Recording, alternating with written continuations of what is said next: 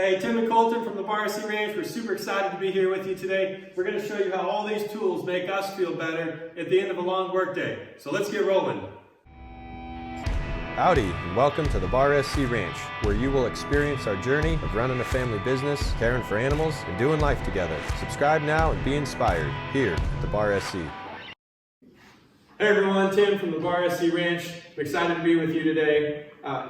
Made a video a couple weeks ago, sort of a fun video about rolling out, but here I want to take some time to get real serious with you about something that we do here on a regular basis on the ranch with our family, with our team, in order to manage our physical health and wellness on a regular basis. So a lot of folks, when they come out here, think that I've grown up as a rancher and a cowboy. I didn't. I actually came really from the city. I spent time in college studying kinesiology. I got into triathlons and marathons, and then ultimately into ultra distance, long distance running. I took my studies in kinesiology, kinetics, and studied the human body, anatomy, physiology, and I put those to practice on the long distance runs that I would do. I'd run 100 miles a week. I'd run 100-mile foot races. And the only way I could do that and actually finish standing up and finish strong is making sure that I applied what I want to share with you today, a little bit about myofascial tissue release or deep tissue massage, right? So do it yourself. This is a DIY type of video. I want to show you how I've been able to take the education and experience from my past. Now that we're ranching and we're working our tails off, we're cranking 12 and 14-hour days on our feet, we're slinging hay bales, we're building fences, we're wrestling heavy animals, those sorts of things. We get stiff pretty quick and we get real painful real quick. And like a lot of you that maybe know about some of this stuff, you haven't necessarily applied it because perhaps you thought that the techniques that I'm going to show you today, the rolling out, the different deep tissue massage techniques are really just for high performance athletes, right? They're not for the everyday Joe, but I'll tell you, what keeps us going every day and keeps us working on the ranch is that we've been able to apply these techniques. So I want to take you through just a real basic sort of a physiology 101. All right, I don't want to get real scientific about this. There's a lot of great stuff too. If you want to dig in deeper on deep tissue massage, myofascial release, trigger point therapy, that sort of stuff, you can do that online. But if I could just do sort of a quick 101, help you understand a couple of things. So first and foremost, I think a real important thing to consider when you're experiencing joint pain is most of the time, it's not your joint that's the problem, it's the muscles supporting that joint, right? So every joint has an articulation point, and in that articulation point, you have connective tissues, and then you have muscles connecting in with tendons. So you have tendons and connective tissues that are not elastic, all right? And so when you start having problems in the muscle group, all right, I was going to use some rubber bands today to help show what your muscle fibers might do, right? Just basic constriction and contraction. But when you don't have that constriction and contraction available in that muscle group that's supposed to, what I call, bear the load. So as you go for an action or a reaction and the muscles can't constrict and contract, because that muscle is tight, the whole muscle starts pulling, and then what happens is what I call a domino effect starts to take place, right? And the dominoes start falling. And so you have secondary and tertiary muscles that might be able to help recruit that load and pick it up for it, but at some point, the dominoes are going to fall, and the challenge is we don't know that this is happening. Our joints are moving, and we think, hey, we're great, we're just fine, I've got no issues. And then one day, we go to reach for something behind you, you grab something out of the car, you're grabbing groceries, or you're turning around to pick something up really light, and it seems like, hey, this was just a real simple light movement that I made, and then all of a sudden, you just feel it, right? You feel your back, you feel your neck, and what was supposed to be a real simple, just grabbing something out of the back seat, now has you on your back for a week, and you're incapacitated, and you're thinking in your mind, this is crazy, how did that one thing cause all this pain? Well, the reality is the dominoes are falling. It's been a compounding effect over time, that at one point you had 100% elasticity, and then you got a little bit tighter and a little bit tighter. And what happens to a muscle when it gets tight is it shortens, all right? And so now you have limited movement, limited flexibility, or limited movement, mobility in your joints, whatever joint that might be. And then, like I said, one day you just don't have the muscle availability to bear that load, and you go to make this simple movement, and that's it, now you're on your back. So what we want to talk about today, what I want to show you, is what do we do, how do we manage our muscle health so that we can ensure that we have complete elasticity in our muscle fibers, right, in our muscle groups, so that when I go to these different movements, I'm able to do those things. And really ultimately it's what can I do to help mitigate joint pain, right? And I want to know before my joints hurt what I can do. Unfortunately, a lot of us don't react or respond until we're incapacitated, we're laying on our back, or there's been many times here on the ranch where one day I wake up and I'm not able to just go down and pick up a bale of hay. My back is so tight, and so I've got to go back and do some of these practices I'm going to show you today. But if we're on top of things and we're actually practicing this on a regular basis, which is hard to do because we don't tend to manage our health when we feel well, we tend to only manage our health when we don't feel well, right? So I'm going to show you and encourage you today with some things that you can be doing on the front end, right, to manage your muscle health in such a way that you're experiencing full and complete elasticity, that your muscles are able to bear the load, that when you go to walk upstairs, when you go to do different things, you're not going to have knee pain or hip pain or lower back pain, because you're able to mitigate that buildup, the tightness that's developing your muscles, right, with some rolling out techniques. So we got a couple different tools here that I want to show you today. I'm excited to show you each tool and how it works. I'd love for you to just follow along, and there's a good chance you might have questions about this stuff. I'm going to give you a lot of information in a short period of time. Invite you to continue to follow along and put a comment down in the comment section if you have questions that you want to address. I love this sort of stuff. I'm passionate about educating and equipping people with the tools and knowledge that you need to manage your own health. So let's check out these tools and let's roll. All right, well, I'm really excited to show you the first tool. Many of you might have seen this before. It might look familiar. You might have seen it at a gym. You might even have one in your closet and you don't really know. You think it's a baking tool for rolling out dough, but it's not. All right, this is a dynamite tool for rolling out, for doing deep tissue massage work. I like to use it from hips to knees. And there's really 360 degrees all the way around. So we're going to show you what this looks like. So Colton, come on. Colton's going to help us with this. What's really fun about rolling out too is it is a family activity, right? We try to make a lot of these things fun family activities because there's some pain involved. There's also some heckling and some harassing of each other, which is pretty fun as well. But we have a bunch of tools, and we're usually grabbing the different tools and trying to find floor space to roll out at night. This is oftentimes something we do in the evening, maybe while the TV's on, or we're just hanging out and listening to music. So, yeah, and these guys too have found it really helpful. You're never too young to start rolling out. Just with all the work that we're doing, the girls have been rolling out to try to help get into their splits. They're doing a lot of vaulting and things on their horses. Colton's, of course, working really hard, as you might have seen in some of the videos. He helps me on the ranch. So, believe it or not, we all benefit from this. And it's something we do on a regular basis. So, Colton, go ahead and start. He's got his little routine down. All right. So the way I like to start is on my glutes, right? So on your butt muscles, right? And you typically want to just pick one side. So he's going to relax his left leg and just focus on the right side, right? And so what he's looking for is, as you're rolling back and forth, you're doing a bit of a self-diagnosis, right? And if you're rolling up and down and it doesn't hurt, you can try pushing in a little bit deeper and get some more pressure in there. And what's going to happen is you're going to get to a point to where so it's called trigger point therapy, right? So you're going to get to a point to where you find like a pea or even the size of a marble, and there's going to be a knot in there, just in the same way that you're familiar with getting knots in our backs. That's really common in our necks and our shoulders. Well, we get them all throughout our body, and they're called trigger points.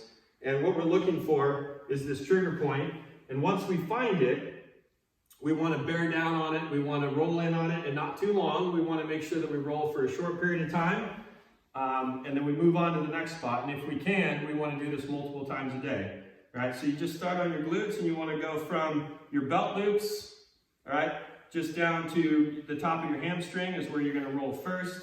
And as we roll forward and backwards, we also want to slowly start pivoting our hips, right, and rolling back and forth, because the point of pressure on the foam roll is not super large. It's a small pressure point, right, when you're actually digging in where you're making contact with the foam roll. So, and if you're looking for a trigger point that could be the size of a pea, it might be hard to find. So you want to make sure that you're doing this rocking motion forward and backwards and you're rocking, all right? And then the most important, I think the glutes, what we've come to find is the glute muscles tend to be the most problematic when you're experiencing lower back pain. So something I didn't mention earlier that's very, very important when you're applying this this strategy or these techniques for mitigating joint pain is remembering that the cause and the symptom are not two and the same. So often we think the cause, right? So cause and effect, right? We think the cause and the effect are the same, but they're not, right? The cause is a trigger point somewhere in your glute muscles, right? And what that's doing is restricting the flexibility and the mobility of those muscles, and could even be pulling down on your pelvic girdle. And then the effect is now I'm feeling extra pressure in my lower back, because as my pelvic girdle drops, because I'm tight back here, and you start with your glutes, but hamstrings and even your IT bands. One of the most common joint pains that everyone experiences is the lower back, and this is mostly because your lower extremity muscles are incredibly powerful. Right? These muscles are very strong. They're much bigger than your lower lumbar, than your lower back muscles, and they're all connected to your pelvic girdle. Right? And so as you get tight in your lower extremity muscles, they pull down on your pelvic girdle, which then hyperextends your lower lumbar muscles, which is why you'll get so much pain in your lower back. So this is probably something that I know I struggle with the most on the ranch, is having lower back pain. And 9 times out of 10, it's because I've got a knot somewhere in my glutes, or if I'm rolling there and I'm still not feeling, I'm going to go further. So Colton's not going to roll out his hamstrings. So now you want to see go even further. You want to stop right at your knee, right? So your hamstrings are really knee to hip, and then glutes are hip to essentially, or not hip, but knees to your upper thigh, and then from the thigh to your waist are going to be your glutes. All right, so then you're going to roll through your quad, your hamstrings, and again, just a couple of minutes. You don't want to over roll, otherwise you'll start bruising yourself. If you find a spot, get in on it, maybe 60 seconds. Just bear down on it. It's going to hurt like crazy, but you'll start finding the saying around the rolling tools is, wow, this actually hurts so good. Right? You might even start feeling a tingliness. Right? You could actually feel sometimes your toes will start to curl. I mean, this is how severe the effect is. You could have a knot up in your glutes that are actually affecting your toes, because everything in the human body is connected. Right? Your bones, your muscles, your ligaments, tendons, connective tissues. So I think sometimes we forget how everything is connected, and it's so well connected that and there's some degrees of separation that, again, the cause and the effect aren't always near each other. But we do find that the cause and the effect are fairly linear. Right? So if I've got a pain on the outside of my hip, I'm gonna go just below that on the outside of so there's my IT band, right? If I've got pain in my lower back, I'm gonna go down into my glutes. So we like to say that it's the cause and the effect are linear, all right? And they're also just a degree or two of separation. So I'm not gonna oftentimes find pain in my hip that has to do with somewhere down in my lower leg, all right? Everything is connected, and sometimes you might find that something in your hip connects down lower quad. But for the most part, I find that when you're self-diagnosing, the first thing to do is, where do I hurt? And then go just below or just above that point of pain, in direct correlation or linear with that point of pain. So if it's the outside of the knee, again, your IT band. If it's the middle of your knee, then just stay on your quads. Right? So the diagnosis process is just stay close, but don't rule. Again, the cause and the effect are different. So my lower back hurts, I'm not going to roll out my lower back. My foot hurts, I'm not going to roll out my foot. The important thing is to start understanding the separation of the two, recognizing the cause and effect are two and the same. So we do glutes, hamstrings. Now the one that really hurts is the IT band, which is along the seam of your jeans. So we're going to roll over and work on the IT band. This one's oftentimes really, really difficult. So you usually want to bend your top leg, and use that leg to roll you back and forth. Whichever leg you're rolling, you want to make sure it's as relaxed as possible because you want that muscle to be as soft as possible when you're rolling out. So the technique again is just focus on one leg at a time. All right, and that's why sometimes you'll find these foam rolls that are 3 feet long. I don't like those because I just want to focus on one side of my body at a time. And this smaller foam roll that we're using here is a lot easier to use. All right, the IT band can oftentimes be the most painful, we'll find, especially if we're sitting in a desk chair a lot. That's why if we're sitting a lot, driving or working at the office, that's where we get a lot of pain in our hamstrings and in our IT bands because they're so tight. So again, oftentimes you don't realize how tight your muscles are, and you don't realize how much it's inhibiting your joint movement until you get on the foam roll and start rolling out. So, all right, now we're gonna roll, so you're gonna keep going, and then you wanna get on your quads. So now you're gonna keep rotating all the way to your front and get on your quads, and same thing, just one leg, so figure out what leg you wanna use, and make sure you, again, roll from your hip to your knee. So don't roll over your joints, don't roll on top of your hip bone, don't roll over your knee. Just stay on the soft, that deep soft tissue, your quads, right? Well, your rectus femoris is that top muscle. So this muscle oftentimes causes pain in your hip. So your hip flexor is what helps to flex the hip. And then for anybody that runners, hikers, even people biking, but people that oftentimes find themselves a bit more active oftentimes will have problems with the patella tendon. So patella tendonitis is, the diagnosis is your patella tendon is strained, all right? But the reason why, so oftentimes they'll wear a neoprene strap to help tighten up that tendon and relieve the pain. But the real culprit is a trigger point somewhere up in the lower part of your quad, or your rectus femoris. So when I have knee pain here in my patella tendon, I come up here and I roll out the lower side of my rectus femoris. So again, the quads can really affect your hip, your knee. The IT band is the outside of the knee, and then the inside of the knee would be your inner thigh. So rolling out the quads, there is one muscle in the upper part of the quad that affects the lower back as well. So this is why when we're rolling out, we like to just roll the entire, all 360 degrees all the way around both legs. Even if you don't think it's going to be painful, even if you don't think it's going to be helpful, it's still good to do this self-diagnosis. So we're on our front like this to roll out the quad, and again, you'll do this on both sides. We're just going to do the one leg. All right, and then the last one is the inner thigh. So this one is, you actually lay perpendicular. You lay perpendicular, so this way. This way. Lay perpendicular, get that leg out in front of you, and then you're going to push down, and you're going to keep that leg straight. You're going to push down from your hip. So you want to push down with your hip, keep this leg straight out, and you want to roll all the way as far as you can, even up into your groin. So again, your inner thigh is going to affect your hip flexor some, your inner knee. I tend to find that that's not as much of a problem as quads, IT bands, hamstrings, and glutes. Those tend to cause more problems on your knees and your hips and your lower back. So foam rolls, great for knees to hips, as we said, lower body. You know, what you do to one side, make sure you do to the other. Start wherever you want, but just make sure you roll all the way through, not over the joints, and roll all the way around with this foam roll. And this is a great way to get started. We got a couple more tools that we want to show you, so hang out. But if you've had knee and hip pain, this is a great tool for you. All right, the second tool is the stick. So this does look like a rolling pin. It's got a little bit of flexibility to it, and it's got these beads that roll around. So what it does is it allows these good handlebar grips.